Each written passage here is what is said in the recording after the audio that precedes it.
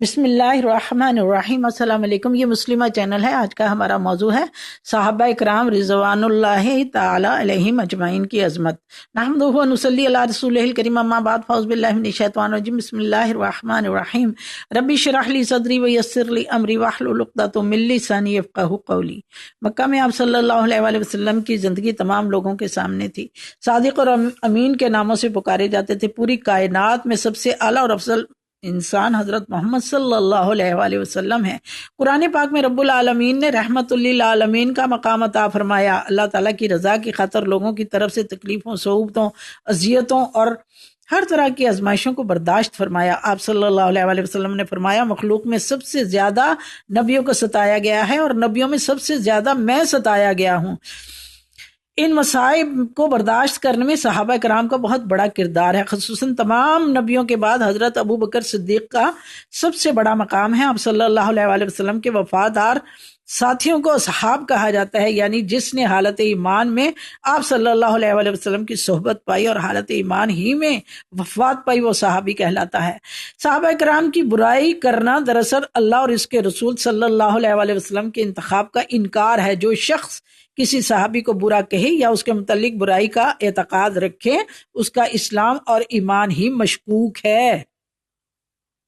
صحابہ کرام کی توہین اور کردار کشی دراصل اللہ کے کلام کی کھلی بغاوت ہے اور اللہ کے باغی کا ٹھکانہ جہنم ہے۔ سورہ توبہ میں اللہ تعالیٰ فرماتا ہے، ترجمہ، اور سب میں اگلے پہلے مہاجر اور انصار جو بھلائی کے ساتھ ان کے پیرو ہوئے، اللہ ان سے راضی اور وہ اللہ سے راضی، اور ان کے لیے تیار کر رکھے ہیں باغ جن کے نیچے نہریں ہیں، ہمیشہ ہمیشہ ان میں رہیں، یہی بڑی کامیابی ہے۔ رضی اللہ عنہ و رضوا عنہ کی عظیم آیت صحابہ کرام کی شان میں اتاری گئی، یعنی اللہ ان سے راضی اور اللہ سے راضی۔ ایک مرتبہ ایک صحابی کو کافروں نے نیزہ آر پار کر دیا۔ صحابی کے آخری الفاظ تھے، اللہ اکبر، میں کامیاب ہو گیا، کعبہ کے رب کی قسم۔ یہ وہ موقع تھا جب آپ صلی اللہ علیہ وآلہ وسلم نے بنو سلیم کے 70 افراد بنو عامر کی طرف بھیجے اور 70 کو ہی شہید کر دیا گیا۔ حضرت جبریل امین نے آ کر آپ صلی اللہ علیہ وآلہ وسلم کو خبر دی کہ آپ کے ساتھی اللہ سے جا ملے ہیں، بس اللہ خود بھی ان سے خوش ہے اور انہیں بھی خوش کر دیا۔ سبحان اللہ۔ سورہ آل عمران میں اللہ تعالیٰ فرماتا ہے، ترجمہ، وہ لوگ جو اللہ کے راستے میں قتل کر دیے گئے انہیں ہرگز مردہ مت کہو، بلکہ وہ زندہ ہیں، اپنے رب کے پاس رزق پاتے رہتے ہیں، ان نعمتوں سے مسرور ہیں جو اللہ نے انہیں اپنے فضل سے عطا کی، اور جو لوگ ان کے بعد والوں میں سے ابھی ان سے نہیں ملے ان کی اس حالت سے خوش ہیں کہ ان پر نہ کچھ خوف ہوگا اور نہ وہ غمگین ہوں گے۔ وہ لوگ خوش ہو رہے ہیں اللہ کے انعام اور فضل پر اور اس پر کہ اللہ ایمان والوں کا اجر ضائع نہیں کرتا۔ سبحان اللہ۔ آپ صلی اللہ علیہ وآلہ وسلم نے فرمایا، کوئی شخص اس وقت تک مومن نہیں ہو سکتا جب تک میں اس کے نزدیک اس کی جان، مال، ماں باپ اور اولاد اور تمام لوگوں سے زیادہ محبوب نہ ہو جاؤں۔ تمام صحابہ کرام نے اپنے آپ کو اس فرمان کے مطابق ڈھال لیا، جس میں پہلا مقام حضرت ابو بکر صدیق کا ہے کہ غار ثور میں جان پیش کر دی، اپنی تمام مال غزوہ تبوک میں لا کر آپ صلی اللہ علیہ وآلہ وسلم کے قدموں میں ڈھیر کر دیا۔ آپ صلی اللہ علیہ وآلہ وسلم غم میں تھے تو لاڈلی بیٹی حضرت عائشہ کا رشتہ خود درخواست لے کر حاضر ہوئے، اور تمام لوگوں سے بڑھ کر آپ صلی اللہ علیہ وآلہ وسلم کو محبوب جانا۔ آپ صلی اللہ علیہ وآلہ وسلم نے فرمایا، جس شخص نے اللہ کے راستے میں کسی چیز کا ایک جوڑا خرچ کیا، اسے جنت کے داروغہ ہر دروازے سے بلائیں گے، اے فلاں اس دروازے سے آئیے۔ حضرت ابو بکر صدیق نے عرض کی، یا رسول اللہ صلی اللہ علیہ وسلم، پھر تو اسے کوئی خوف نہیں ہوگا۔ آپ صلی اللہ علیہ وآلہ وسلم نے فرمایا، مجھے امید ہے تم بھی انہی میں سے ہوں گے۔ بخاری جلد 2۔ آپ صلی اللہ علیہ وسلم نے فرمایا، میں نے سب کا بدلہ دنیا میں چکا دیا، سب کے احسان کا بدلہ دنیا میں چکا دیا، لیکن ابو بکر کے احسانوں کا بدلہ اللہ ہی دے گا۔ اسی طرح حضرت علی، حضرت عمر، حضرت عثمان نے اپنی زندگی کو آپ صلی اللہ علیہ وآلہ وسلم کے لیے وقف کر دیا تھا، اور تمام صحابہ اکرام آپ صلی اللہ علیہ وآلہ وسلم کی اتباع اور محبت کو سرمایہ حیات سمجھتے تھے، اور آپ صلی اللہ علیہ وآلہ وسلم پر قربان ہونا سب سے بڑا انعام اور سعادت اور زندگی کا حاصل سمجھتے تھے۔ ایک شخص آپ صلی اللہ علیہ وآلہ وسلم کی خدمت میں حاضر ہوا، ابھی ایمان نہیں لایا تھا۔ عرض کی یا رسول اللہ صلی اللہ علیہ وسلم، میں پہلے جنگ میں شریک ہوئی یا پہلے اسلام لاؤں؟ آپ صلی اللہ علیہ وآلہ وسلم نے فرمایا پہلے اسلام میں داخل ہو جاؤ اور پھر اس کے بعد جنگ میں شریک ہونا۔ چنانچہ وہ ایمان لائے اور اس کے بعد جنگ میں شریک ہوئے اور شہید ہو گئے۔ آپ صلی اللہ علیہ وآلہ وسلم نے فرمایا عمل کم کیا لیکن اجر بہت پایا۔ اسی طرح ایک صحابی آپ صلی اللہ علیہ وآلہ وسلم کی خدمت میں حاضر ہوئے اور عرض کی یا رسول اللہ صلی اللہ علیہ وسلم، جب میں گھر میں جاتا ہوں تو میرے دل کو سکون نہیں آتا، میں آپ کے پاس آتا ہوں تو میرے دل کو سکون مل جاتا ہے آپ کو دیکھ کے۔ تو جنت میں تو آپ بہت بڑے مقام پہ ہوں گے اور میں پتہ نہیں کہاں پہ ہوں گا، تو یا رسول اللہ صلی اللہ علیہ وسلم میں وہاں پہ آپ کو کیسے دیکھ سکوں گا؟ آپ صلی اللہ علیہ وسلم نے اس کو ایک خوشخبری سنائی کہ ہر انسان اس کے پیچھے ہوگا روز قیامت جس سے وہ پیار کرتا ہے۔ آپ صلی اللہ علیہ وسلم نے فرمایا میرے اصحاب ستاروں کی مانند ہیں، جس کی چاہے پیروی کرو۔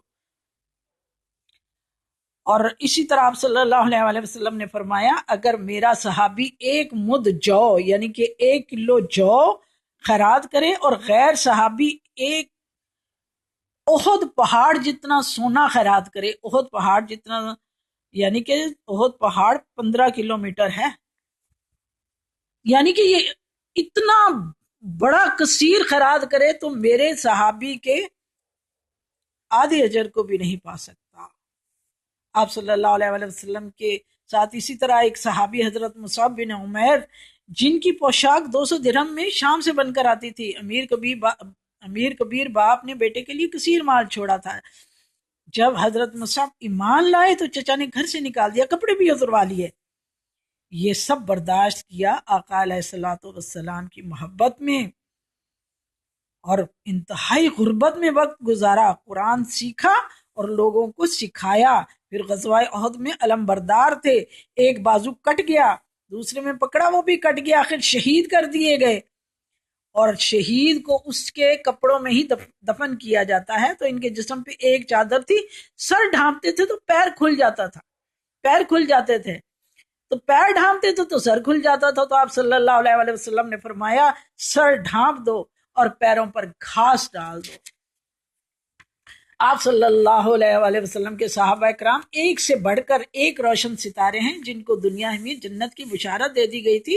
آپ صلی اللہ علیہ وسلم جب ان کو مخاطب کرتے تھے، بلاتے تھے تو وہ حاضر ہوتے تھے اور لبیک و سعدیک کے ساتھ، ان الفاظوں کے ساتھ، لبیک فدا کا، لبیک فدا کا امی و ابی، جیسے ہم کہتے ہیں صدقے یا رسول اللہ، تو وہ اپنی جان، اپنے ماں باپ کی قربانی کے الفاظ کے ساتھ آپ کو اپنی حاضری کا احساس بتاتے تھے کہ ہم حاضر ہیں آپ پہ قربان ہونے کے لیے۔ اسی طرح آپ صلی اللہ علیہ وسلم نے تمام صحابہ کرام کو جنت کی بشارت دنیا میں ہی دے دی۔ سب سے پہلے عشرہ مبشرہ صحابہ بدر بیعت رضوان کے صاحب جن کا تذکرہ سورہ فتح میں ہے، اور حجت الوداع پہ تقریباً 1.25 لاکھ سے زیادہ صحابہ کرام تھے، ان سب کو آپ صلی اللہ علیہ وسلم نے جنت کی بشارت دنیا ہی میں دے دی تھی۔ سبحان اللہ۔ حضرت عائشہ صدیقہ فرماتی ہیں کہ میں آپ صلی اللہ علیہ وسلم سے میں نے سنا کہ آپ صلی اللہ علیہ وسلم نے فرمایا کہ میری امت اس وقت تک ہلاک نہیں ہوگی جب تک ان کے پچھلے اگلوں پر لعنت نہ کرے۔ حضرت عبداللہ بن عمیر نے فرمایا جب تم دیکھو کہ کسی صحابی کو کوئی برا کہتا ہے تو اس سے کہو جو تم میں سے زیادہ برا ہے اس پر اللہ کی لعنت۔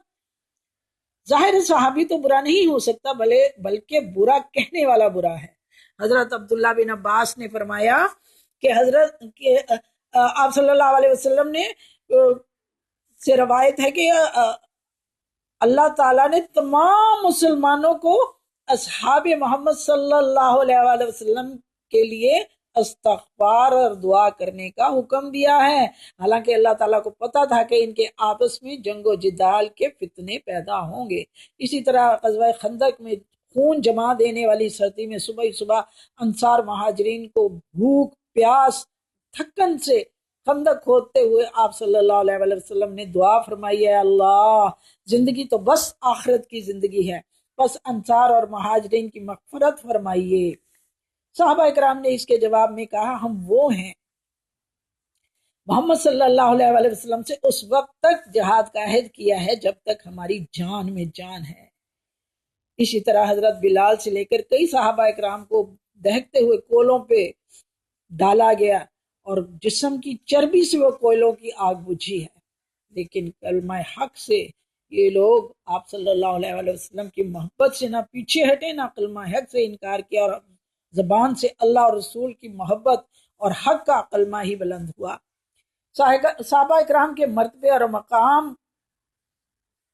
اور قربانیوں اور محبتوں کا اندازہ ہم لگا ہی نہیں سکتے۔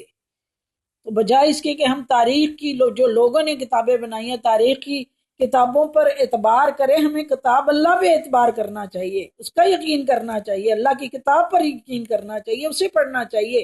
اور پہلے صحابی، سب سے پہلے صحابی حضرت ابو بکر صدیق رضی اللہ تعالیٰ عنہ، اور سب سے آخری صحابی حضرت طفیل رضی اللہ تعالیٰ عنہ، ان سب کا ادب اور احترام کرنا ہم پر واجب ہے۔ اللہ تعالیٰ ہمیں تمام صحابہ اکرام کا احترام کرنے کی توفیق عطا فرمائے، اور ان جیسی محبت اور ان جیسا جذبہ ہمارے دلوں میں آپ صلی اللہ علیہ وآلہ وسلم کے لیے پیدا فرمائے۔